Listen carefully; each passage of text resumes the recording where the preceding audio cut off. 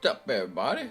Okay, so basically, we're just gonna go through a couple of tips and tricks. Sometimes it's nice to create your makeup or whatever you want on in Photoshop or Gimp, and it's the same kind of results. Here, I've just got a render I've done back in the day, and I've just got a black background, and I make another layer, and I just get a brush, your soft brush, that's all you're using, and you painting on essentially just, ideas. It's a time to play, it's a time to have fun, and you can do whatever you want because it's non-destructive. You are literally on a new layer, and then, test out your different blending modules. I've got this on overlay, and it fits nicely, and you can just have fun. That's a thing. When you're adding makeup in something like Daz or whatever, you're limited. You're limited to what they give you. And it's not a bad thing. Sometimes you get exactly what you're after, and that's cool. That's all key. But over here, I mean, it's just so nice and easy. A soft brush.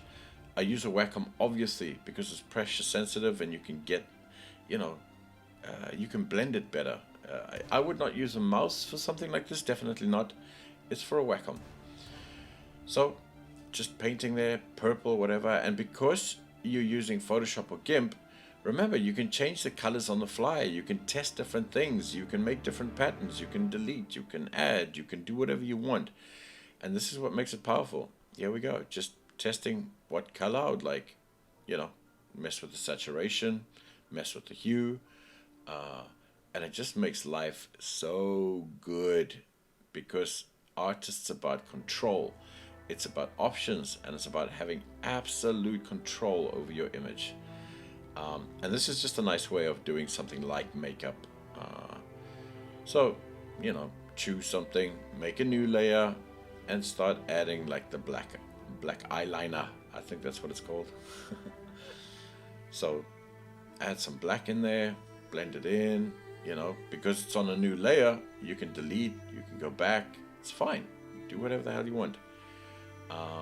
And this starts giving you, oh man, just lovely power over your image. And that's the biggest thing about this. You want to relax, you want to enjoy, you want to test things. You're non-stop testing. You can put down strokes, put down paint, put down whatever you want, see if it's working, blend it in, blend it out. You know what I mean?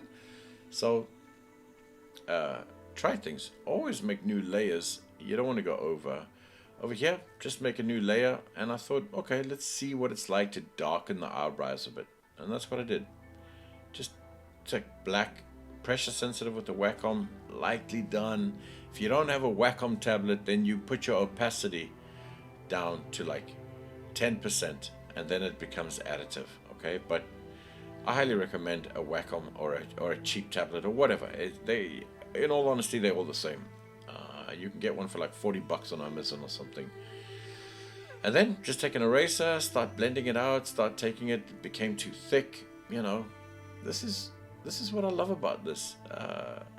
Some people say they don't use post. I don't understand that. I've never understood that. Post is where the magic happens. That's where the wizardry happens. And that's where you have absolute control. What you want, what you take out, what you add in, all of this kind of stuff. It's powerful. So, adding a bit of blush here, another overlay layer or whatever. Wacom tablet, so I can do it very gently and softly, rosy up her cheeks. There's another way to add color to the skin. A great way to add different color to the skin, make it a little bit more realism. So here I've got another overlay. I'm not loving it just yet, but I like putting it down, test a couple of these blending layers, and this looks great. Light, and you see that? Subtle. Everything's a little bit subtle. Now, look, I'm not good at makeup. I don't do it on my own face, but I'm trying here, people. I'm trying. I'm not amazing. I thought I'd try like a black outline on the lips, but I wasn't happy with it, and I didn't want to spend too much effort on it, so I voted against it, and I vetoed it because I like the lips. I quite like the lips without it. I mean, they look lush. I wanted to bring out the color of the lips. That's a different thing. But I didn't like that. I took it out. I didn't need it. No need. So, you know. Then I added a little bit of color into the cheeks, into the side of the mouth there. You know, you have control over this. Doesn't matter if you put too much, doesn't matter if you put too little. You can always add more. Put a little bit more red inside the face, just to give it like a different skin tone, skin variation, different colors. It brings things to life. You can see right away there. Now, obviously, this isn't done nicely, but I'll blend it in a bit better and start seeing how we do it. But there we go. Look, subtle things on the ear. Obviously, a little bit of color more on the ear. It just brings things to life. Such easy tricks, but it adds yin and yang to your image. It adds so much. Here, I'm just cutting out the lips because I want to pop them out a little bit more, you know. So I cut out the lips, obviously with the I don't know what the rotoscope tool, and I mean it's the same thing in Gimp, you know. And just cut around the lips. That's all you're looking for. Lips. I could come on a little bit faster, right? Go a little bit faster. But that's it. Cut out. I leave it on like a pixel of 1, so it's got a little fade, a little blend to it, and I duplicate it. You can see there. I've got the lips now, and all I do is cut out the teeth because I don't want to touch the teeth. I just want to touch the lips. Okay. You can either do this with an eraser, or you can just use the tools again for accuracy, and you're good to go, man. You're good to go. There we go. Cut it out. Done. Put it on a feather of 1. Okay. Delete. And there we go. Lips, no teeth. Just got them layers. Okay. I usually duplicate the layer, you know, if I don't use a mask on it, just so I've got a backup of things that I create. And I go to hue saturation, and I just boost what I want. Now this is the layer of lips over it, so I can, you know, multiply it. I can add my blend option to this. Looking good. Looking good. And that's it. And then what I do is I just play with the opacity until I'm happy with it. And look, boom, luscious lips, okay? And then I just take my eraser and I just blend in the edges. There we go. So it's not such a hard edge, and they just fit in so nicely. Beautiful. Lovely. Lovely. Explote lovely.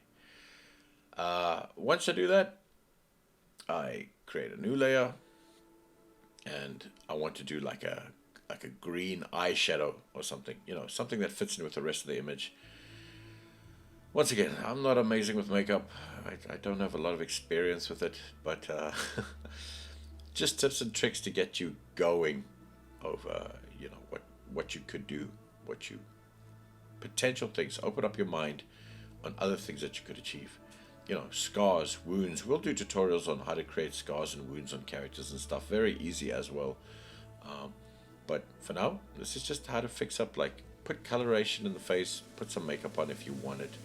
Very basic too. You could go into massive detail of, you know, little specks and little glitter and all these kind of things you can do straight here in Photoshop. Incredible stuff.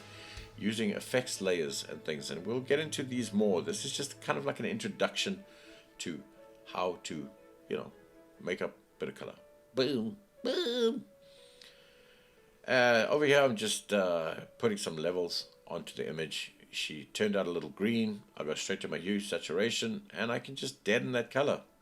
I mess around a bit, see what I like, what I don't like. You know, take away some of that saturation, change the color of the hue, going to certain values like cyan or yellow or blue, whatever, and start seeing how it affects the image, taking it away, adding it up. You can change all your colors within here, which is lovely. Here's the yellow. I took away the yellow, and I kind of changed the color of the yellow just to a little bit more, I don't know, I kind of like the whole green zombie kind of feel to this. Stylized. It's very stylized. It's like as if it has like a film on it or a lens on it or something, an effect on it. So I went from that to that, and I was happy with that. I liked it. I liked the look of it.